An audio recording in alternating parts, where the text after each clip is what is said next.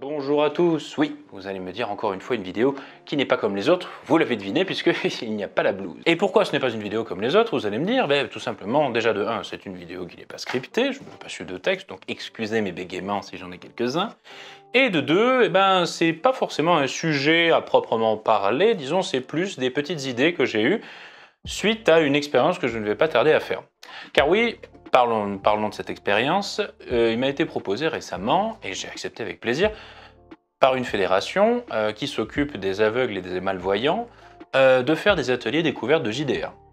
Alors, comme je vous l'ai dit, j'ai volontairement accepté, mais en cours de préparation, j'ai remarqué que le problème un peu avec les JDR, c'est que c'est plutôt adapté, on va dire, dans le sens où il y a beaucoup d'imaginaire, donc il n'y a pas besoin d'avoir beaucoup de visuels, mais d'un côté, tous les outils qu'on utilise ne sont pas très adaptés justement pour les malvoyants. Alors, c'est vrai que quand je parle des outils, je vais vous parler évidemment des fiches de personnages, je vais vous parler des dés, je vais vous parler des figurines, des plateaux, etc. C'est vrai que quand on y réfléchit deux secondes, nous les voyants, en fait, c'est quand même un média qui est assez visuel, au même titre que pas mal de jeux de société. Et donc il va falloir réfléchir à les adapter. Et c'est là justement où je vais en venir dans cette vidéo. C'est vous montrer 2-3 idées que j'ai eues pour adapter un système de JDR assez simpliste, que je ne vais pas forcément vous présenter, mais qui est assez simple et qui est basé sur des D6. Et donc ces 2-3 idées que j'ai eues pour vous les montrer, histoire que si jamais ça puisse vous donner des idées à vous, ou peut-être à des personnes qui auraient envie de faire la même chose, ou de s'investir dans des projets, ou qui ont des amis malvoyants en JDR, qui sait que ça pourra peut-être donner des idées. Donc je vais vous présenter un peu les deux, trois éléments que j'ai mis en place en vue de ces ateliers. Alors, dans le système que j'ai fait, il n'y a pas de fiche de personnage. Disons que le premier truc que je me suis dit, c'est que le problème des fiches de personnage, c'est qu'il va falloir tout écrire en braille, mais des personnes malvoyantes ne lisent pas le braille, d'autres oui, donc bref, c'est assez compliqué. Et on aurait pu écrire en grosse police, ça aurait marché pour certains types de malvoyants, mais pas forcément pour les aveugles. Donc disons que comme ça ratisse large, c'est assez compliqué à mettre en place et à adapter. Et c'est là où j'ai eu l'idée, justement, de me dire, bon, il faut qu'on reste, pour une fiche de personnage, il faut qu'on la sente au toucher, en fait. Et c'est là, en fait, je me suis servi de perles. Alors, vous voyez, donc j'ai fait des exemples, vous voyez. Voilà, donc je ne sais pas si vous voyez très bien à l'écran. Hop, voilà, ça c'est une partie de la fiche de personnage. Alors, ce que j'ai fait en fait, c'est que j'ai divisé les attributs des personnages, vous savez, comme on le retrouve traditionnellement sur les fiches de personnages. J'ai fait que les perles carrées, ce soit la robustesse, qu'on peut appeler aussi la force. Les petites perles rondes, c'est la prestesse, l'agilité, si vous voulez. Les grosses perles rondes, c'est l'esprit. Et les perles un peu tubulaires que l'on voit là, c'est l'âme, du coup. Donc là, ce sont des attributs qui, moi, sont adaptés au système que j'utilise traditionnellement, un système qui a été créé par Greg à la base. Mais pour tout ce qui est les attributs, à savoir aussi comment vous les appelez, la force, l'endurance, etc. et tout, on peut passer par ce système-là.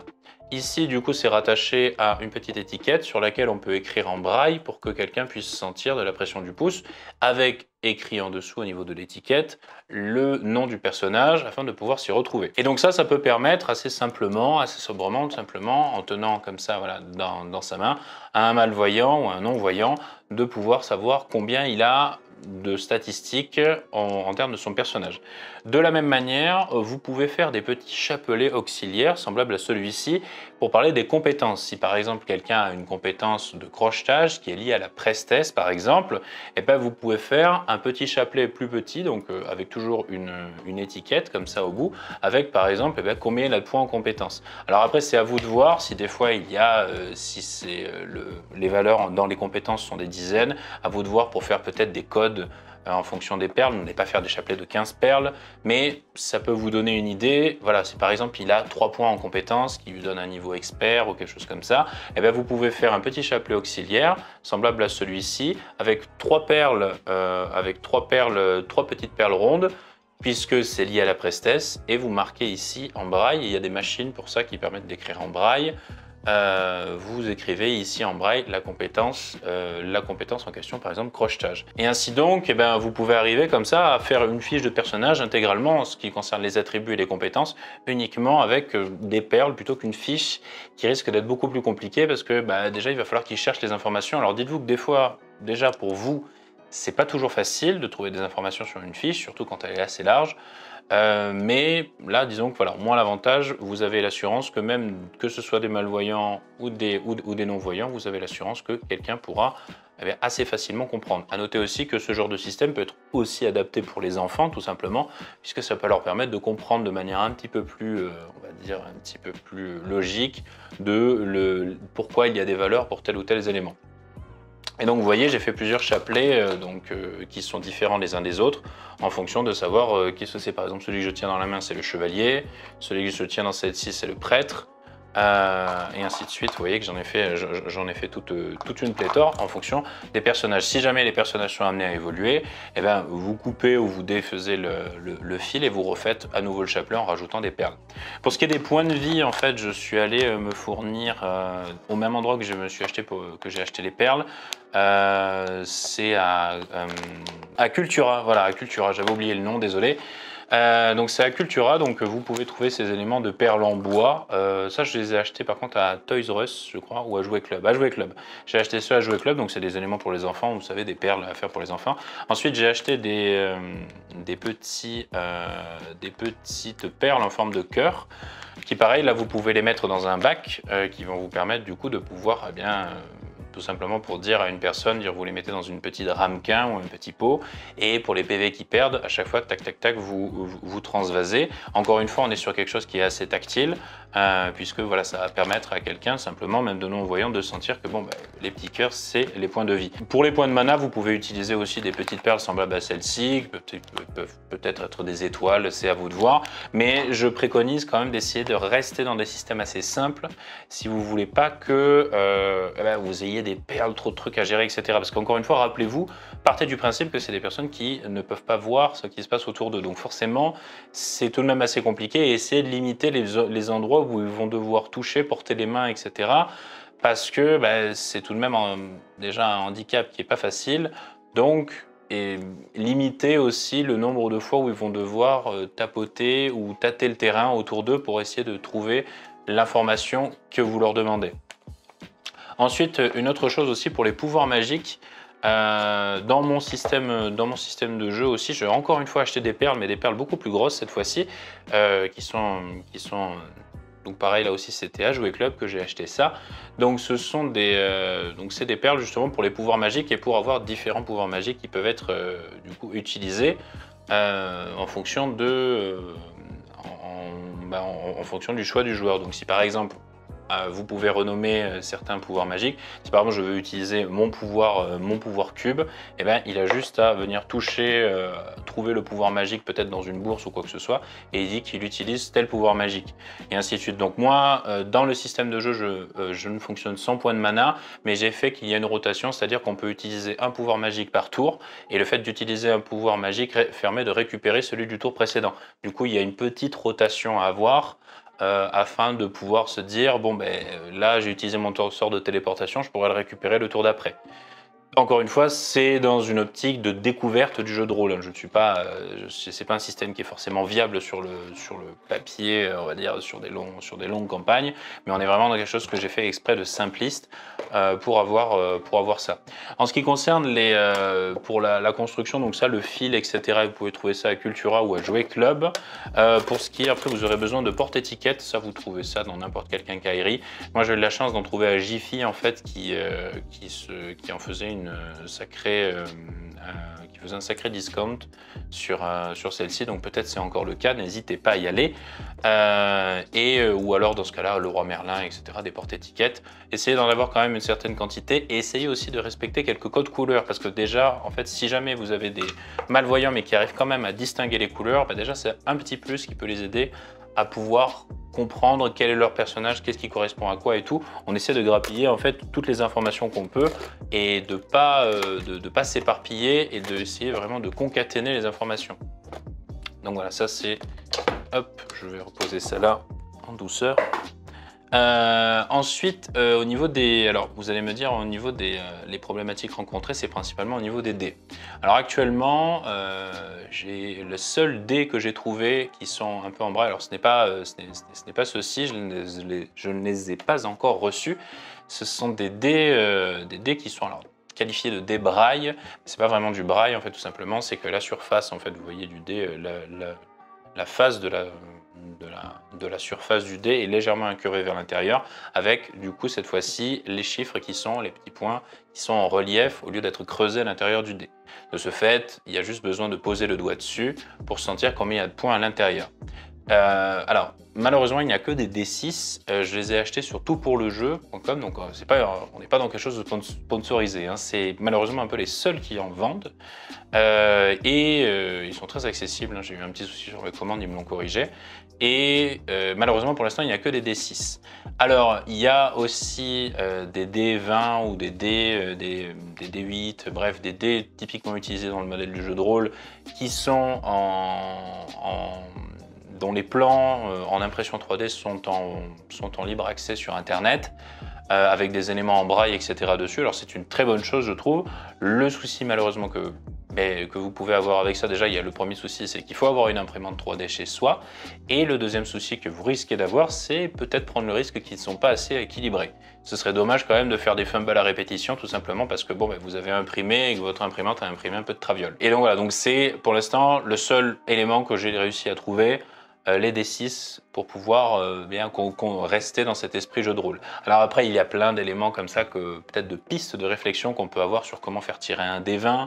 Si par exemple vous tirez un paquet de cartes sur lesquelles est écrit en braille et en très gros avec les chiffres, avec 20 chiffres, vous prenez les 20 chiffres sur des cartes et vous les faites tirer à la suite comme ça. Bon, c'est l'équivalent d'un dé. Il n'y a pas le côté où ils font rouler de dés, mais bon, il y a le côté aléatoire. Bref, il y a plein de pistes à explorer là-dessus, mais pour ce qui est des dés à proprement parler, pour l'instant, ça reste un peu encore compliqué. Donc là, je vous ai un peu tout expliqué, donc ça reste un système assez simple, hein, voilà, vous voyez, avec les attributs, les compétences, les pouvoirs magiques, les points de vie, l'usage des dés.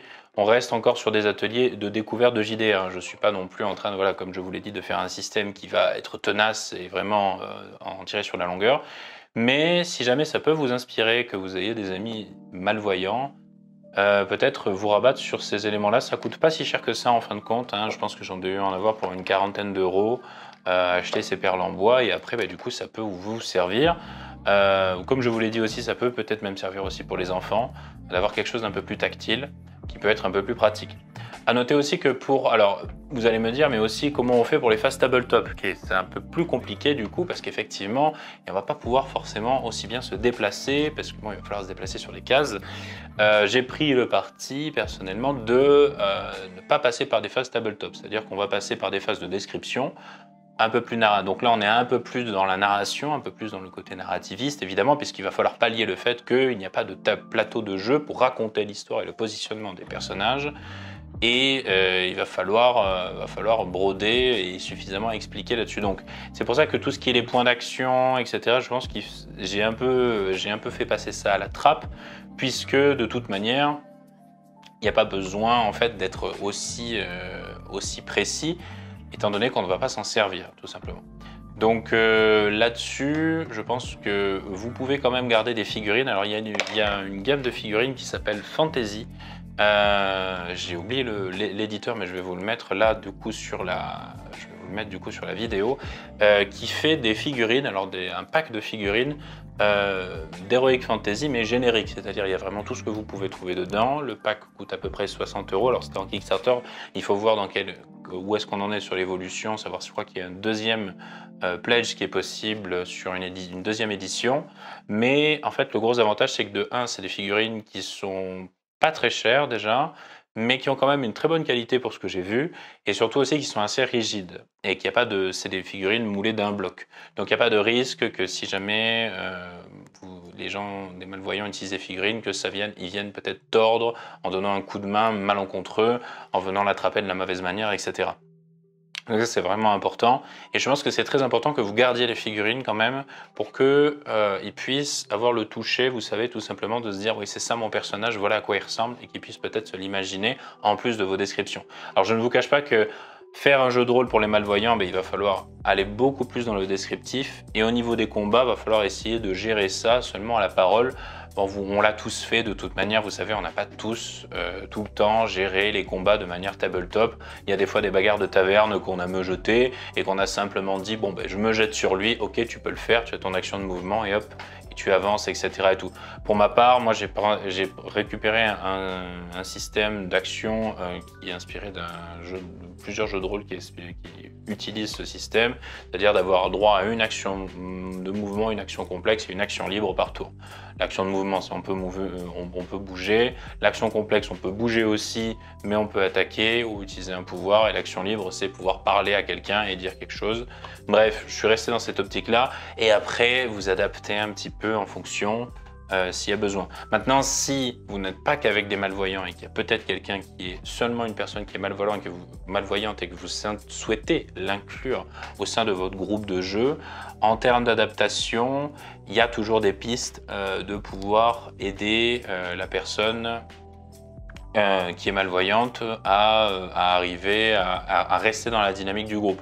Tout simplement, eh bien, peut-être en faisant cette fois-ci en jouant un peu plus avec des décors 3D plutôt que des décors 2D, histoire que, bon, peut-être en tâtant le terrain, il arrive peut-être à rapidement comprendre comment c'est, comment ça se déroule, et peut-être aussi avec quelqu'un qui peut l'aider, mais sans éviter aussi que ce soit trop intrusif dans la manière d'aider. Il ne faut pas qu'il se sente dépendant de quelqu'un pour pouvoir jouer son personnage. Il faut quand même qu'il y ait une certaine autonomie. Je pense que c'est ça qui est vraiment très important quand on est avec des malvoyants, c'est de ne pas tout le temps les babysitter sur leur handicap, parce que c'est pas comme ça qu'il faut faire, tout simplement. Je pense simplement il faut leur laisser une autonomie vraiment personnelle et que leur montrer qu'ils sont capables de faire des choses comme les autres, malgré le fait qu'ils ont un handicap qui est assez difficile à vivre.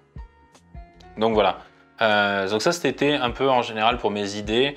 Il y a d'autres éléments aussi, j'ai vu qu'il y avait des manières de thermoformer, mais bon ça demande des machines spécifiques, de thermoformer des cartes justement pour donner du relief.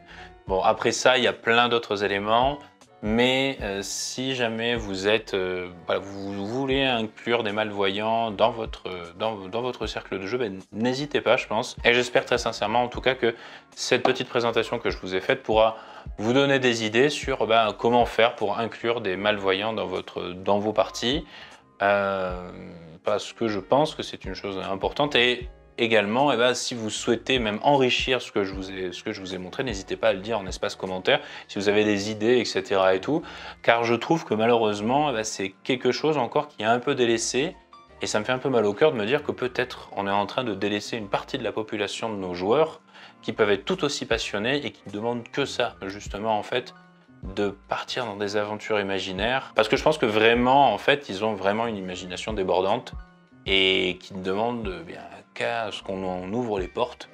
Et ça, je pense que c'est beau. Et en tout cas, je vous ferai un retour d'expérience sur ma première séance d'atelier avec les malvoyants. Et je vous ferai donc du même titre que cette vidéo-là. Et je vous parlerai un petit peu des écueils peut-être que j'ai rencontrés, des petits ratés que j'ai eus, des éléments et autres. Mais en tout cas, je suis très motivé et franchement, ça me botte vraiment de faire ce genre d'atelier parce que ça me fait très plaisir de pouvoir faire partager notre loisir commun à tous avec des personnes qui souffrent d'un handicap. Et c'est peut-être même, je pense, les personnes les plus aptes à jouer au jeu de rôle en fait. Tout simplement, parce qu'il y a juste besoin de son imagination. Et j'espère, et je pense, que ça va peut-être même me donner un peu une leçon, moi en tant que MJ, de me dire que de se délester comme ça, je pense, de tous les outils, de tous les atouts, vous savez, qui ont un petit peu trop enserré le JDR dans une forme un petit peu trop procédurale, avec trop de statistiques, trop d'éléments, etc. Alors qu'au fond, ça reste purement et simplement de l'imagination et surtout de l'imagination collective que l'on partage avec ses amis. Voilà, c'était le Scénario Urgent, je vous remercie de m'avoir écouté.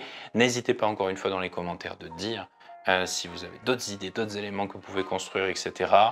Et ben voilà, merci beaucoup. J'espère que vous apporterez du plaisir de jeu à tous vos amis, qu'ils soient voyants ou non.